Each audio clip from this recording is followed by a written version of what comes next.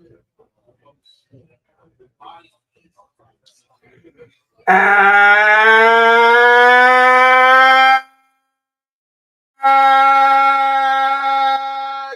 evening, everybody, and welcome to another edition of Angie's Angles. It is September the 4th in the year of my Lord 2025. Welcome, Clark. How are you, my friend? Good to see you. Thank you for being early. We appreciate you greatly. So as the headline says, hey, Harold, thanks for joining. Harold and Clark, I am a duo interstatal. So the banner reads, the babies, McClean, Tong and Sproat, have arrived. Can you say Kuzmin, Matlack, and Siva? A little premature, in my humbled opinion. But McLean and Tong is showing us the real deal so far. And if Sproat at least is half as good as they are, we're going to stand a good chance on Sunday. Now, a little programming note. The last 4 games that the Mets play of the 2025 season happens to be against the Miami Marlins in Miami. Now, we all know how that went. You go and sweep the Phillies. You lose 3 out of 4 to Miami. And you take 2 out of 3 from the Tigers. Harold Atkins, what's going on? I am interstatal. So the Mets have a conundrum. They have a problem on their hands. They've got excessive pitching now. Big arms we're talking about. So what happens with one Clay Holmes, one Sean Manaea, one Kodai Senga, one David Peterson? So the guy that I believe is a surefire to remain in the rotation is Peterson.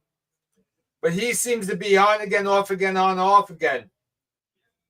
And they don't call it the dog days of summer for nothing. There's a reason that they call it the dog days of summer or the dog days of August. Hey, Nick, what's going on? Eric Schuster, what's going on, brother? Appreciate you signing on. Eric, we're going to get off the Wally Backman and Trevor Bauer bandwagon. It was nice when it was a possibility, but Trevor Bauer will never play in the MLB ever again. He'll get into a ball game the same way as you and I do. He'll have to buy a ticket. Same for Wally Backman. Mark Brooks, my brother from another. Mark, before we go any further, a very enthusiastic happy birthday, Tony Brooks. And Mark, is it true that your mom has the same birthday as your wife? That had to make for some odd visits. You know, in my world, my mom was always number one, obviously. But God bless that both the women, the important women in your life were born on the same day. Very good.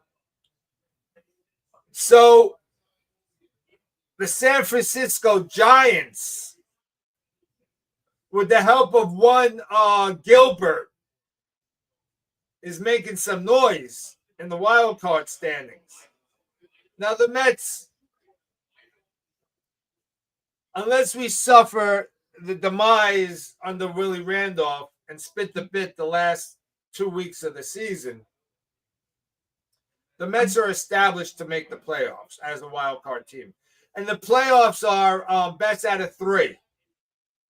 And all 3 games are played at the higher seeded ballpark or team. Now, if the Phillies and the Mets make it and San Diego and the Dodgers make it, it looks like we're going to have to play the Brewers if the season ended today. Now, I'm not really opposed to playing the Brewers because from last year, they've got the burden to step it up. You know, the Brewers spit the bit, and as Kevin Elliott eloquently says, Pete Alonso ruined Devin Williams. And that's quite obvious. The Yankees are seeing that. But apparently, Queens ruined one Ryan Helsley. What is up with this guy? I mean, if it's a matter that of he's tipping his pitches, put him in the mirror and make him replicate one move 1,000 times. His muscle memory needs to understand if it's a curveball, if it's a changeup, if it's a fastball, it's like this and like this. And you throw it the same way every single freaking time. Because, I mean, he's throwing 104 mile per hour fastball, and the batter saw it as a Christmas present, all gift wrapped, and sent it back out to the field 112 miles an hour, for God's sakes. Send him to a psychologist. Send him somewhere but the mound, please. New York Mets, I don't understand how you brought him into that Tiger situation. You had to have somebody else you could have thrown. He should never be put into a pressure or a necessary situation the rest of the season, for God's sakes.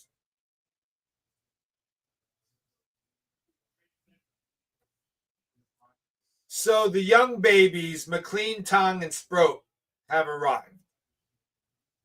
Just like Paul Wilson, Jason Isringhausen, and Bill Pulsifer arrived, and we all know how that worked out. Now, back in the day, I went to Tidewater and watched Paul Wilson pitch.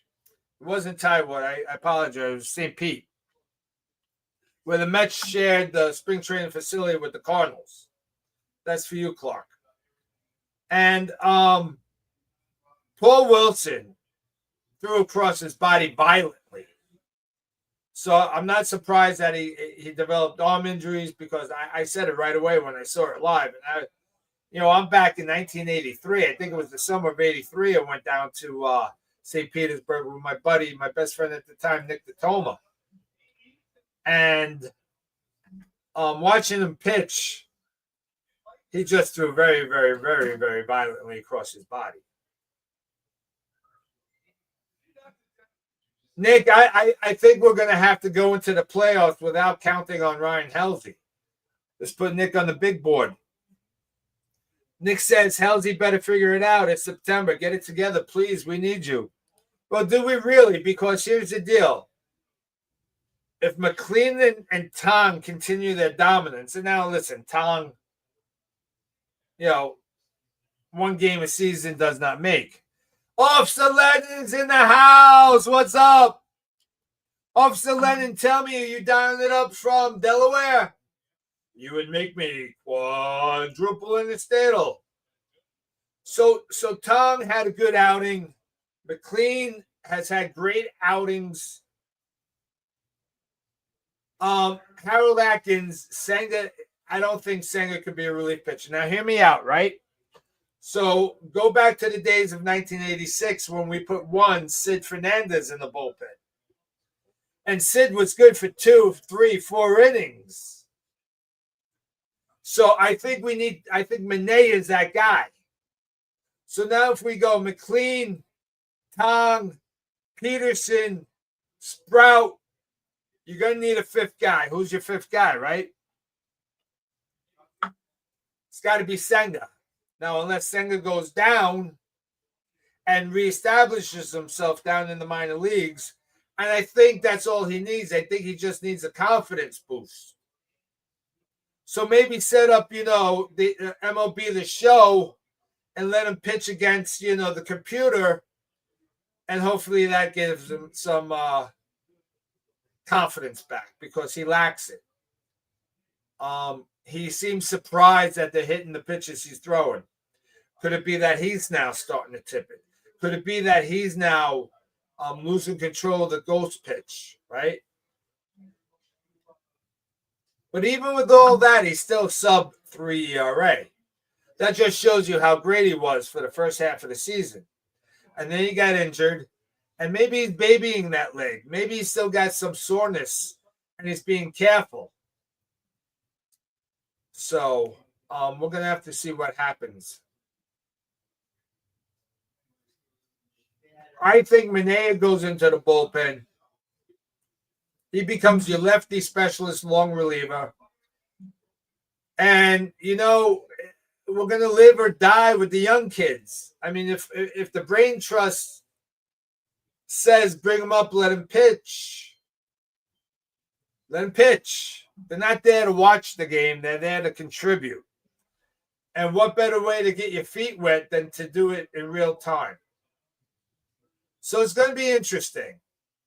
I mean, you know, in 69, we had Kuzma, Matlack, and Seaver. And while they weren't necessarily rookies in their own self, they were just recently developed and recently entrenched.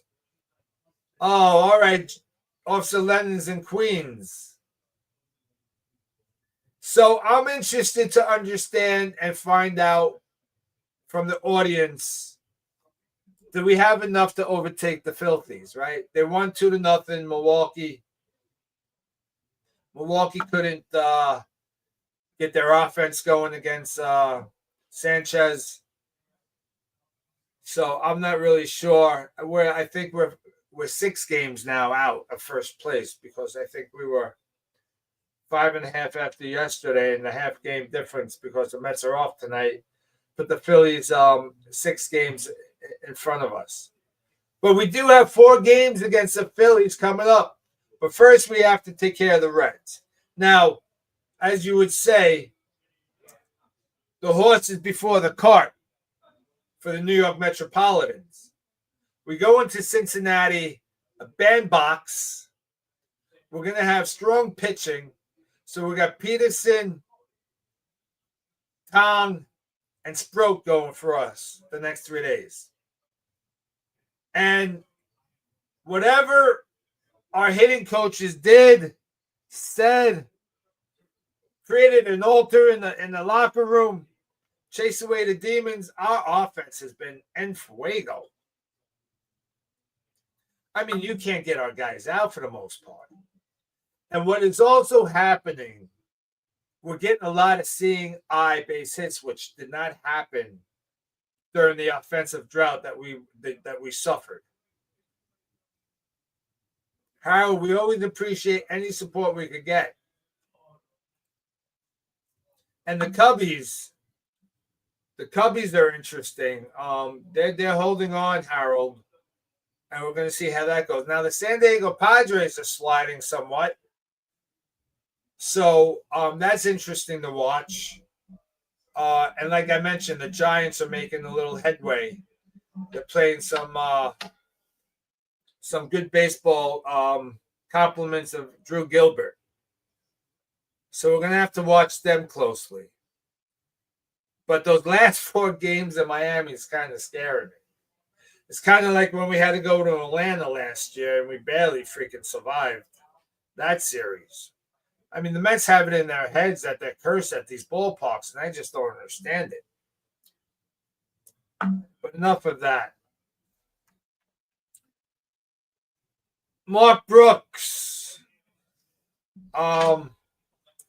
You know, Mark Brooks, Clark, Nick, Eric, you know, the real true Met fans in the group. What's your prediction for our young kids? Let me hear it. Let me hear what you guys have in mind. You know, Harold, I will, I guess, admit here on Angie's Angles that Kevin Elliott was probably correct and prophetic. I guaranteed that Kyle Tucker was going to have a better season than Juan Soto. And let's get on the Juan Soto bandwagon for a moment. That grand slam the other night. Now, I don't know, my Met fans that are watching tonight, I don't know if you watched that live or watched the replay. But when Juan Soto hit that grand salami, he pulled up a chair, he got a table, he ordered food off the menu, he had a conversation with the umpire and the catcher before he even took a step to run the bases. I mean, he knew he got it. And when you know you got it, you know you got it. I understand that. But come on, Juan. That's a little showboat right there, in my humble opinion. And Larry Levy is one to point out that I do nothing but criticize and complain about the New York Metropolitans. But if you have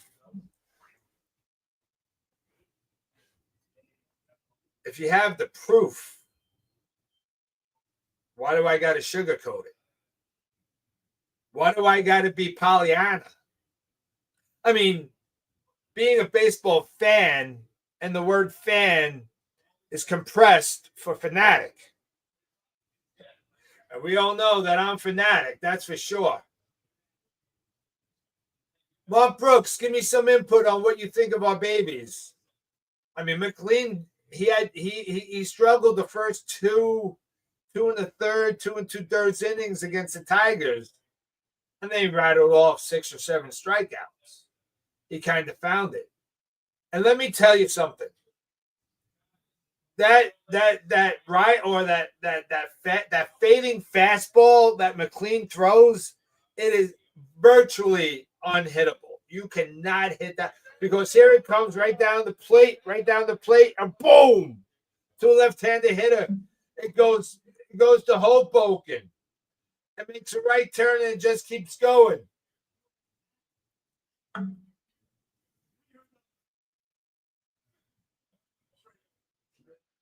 The Mets have a lot of work to do in terms of creating the lineup and the roster for next year. We got the Pete Alonso dilemma. We got the Edwin Diaz dilemma. Now, I'm kind of mixed with Edwin Diaz. I am, I'll admit it. Part of me wants him to stay. I love the trumpet song. Part of me is he's absolutely unhittable when he's on his game, both mentally and physically. But the guy is like, it's like walking on shard glass. You tiptoe through the shard glass when he's on the mound.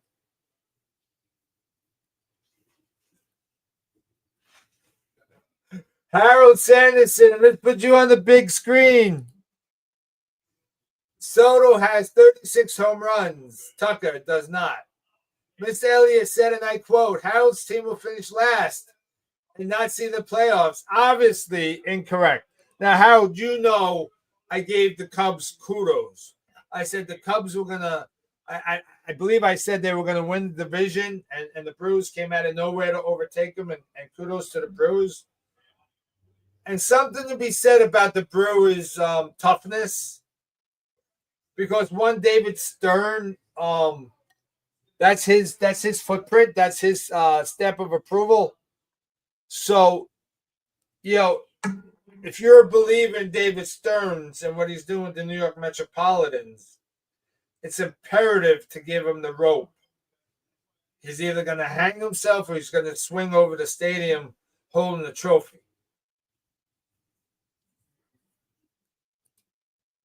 Harold Atkins contributes. These three will change the whole dynamics, and the way it looks so far can give us some swagger that we've been needing. And you know what, Harold? That's a great, excellent point. The swagger, right? The Mets were like a cookie-cutter stadium. Shea Stadium was a cookie-cutter stadium. You got a couple of these, the Astrodome. It was a dome, but cookie cutter in terms of dimensions, except for center field, I suppose. But the Mets were like vanilla. They were very vanilla. Now with the infusion of these young kids who, at the moment, are playing not for their gazillions, but they're playing for the love of the game, and they have no fear. They're really not worried about tomorrow. Because when you're young, you don't really care about tomorrow, i.e. investments, i.e. retirement funds. When you're 23, 24, you don't think about the future. You think about today and how good and great I could be today. I think you hit it right on the nail, Harold. Oh, here's Mr. Elliott countering you, Harold Sanderson. Tucker's a failure. Will drag down wherever he goes. Cubs have won nothing yet. No, Mr. Elliott, they have not won anything yet, but however, they are far removed from last place. So we'll give you a C plus with your Tucker commentary in the beginning of the season, but we have to take away the Cubs' ineptness because the Cubs are in the mix as we speak with how many games left? About 23 games left. So we're going to find out quickly what they're made of. Yeah, and that was the thing, Harold. You know, Tucker suffered injuries, and that was what we discussed. And I did preface it. I go, if Tucker remains healthy, I believe they signed him $7 million. Harold, I said I would have spent that $7 million on Tucker rather than the $750 million on Soto.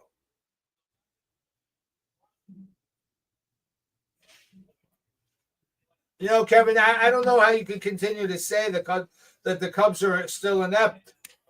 I mean, they're winning ball games. They're playing tough baseball. Everybody's contributing. PCA's cooled off a little bit, but he's still there.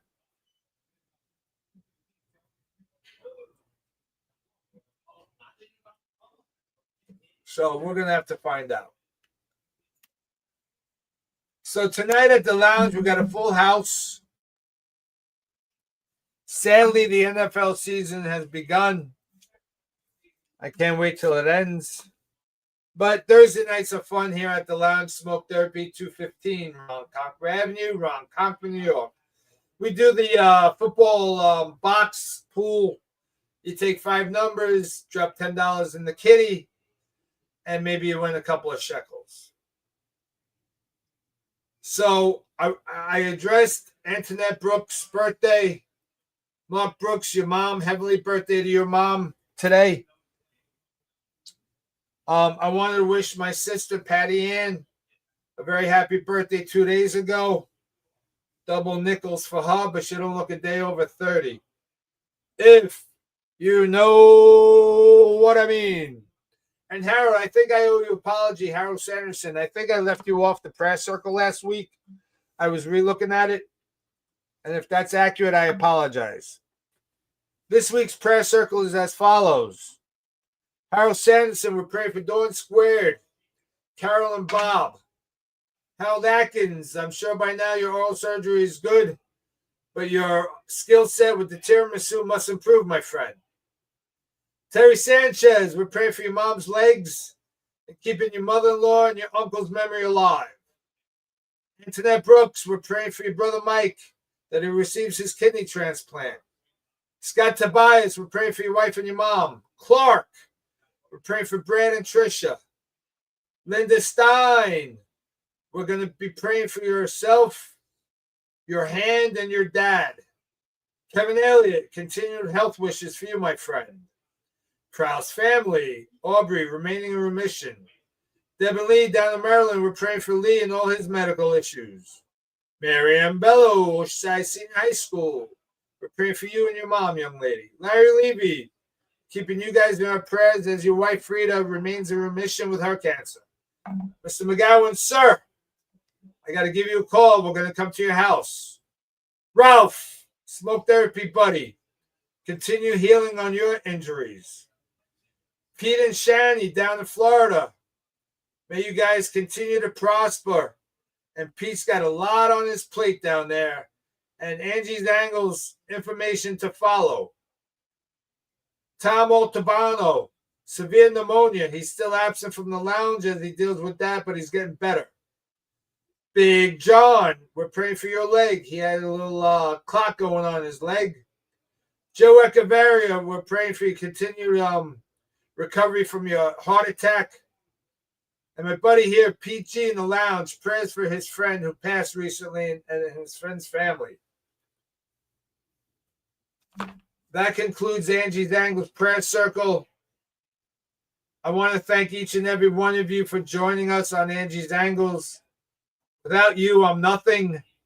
So I appreciate your dedication and your commitment every Thursday night. We're gonna cut it short a couple minutes early. Go out to the lounge, hang with the fellas. It's a raucous crowd out there. Spinangi's Angles come to you live from Smoke Therapy, 215 Ronkonkoma Avenue, Ronkonkoma, New York. Good night. God bless. I love you.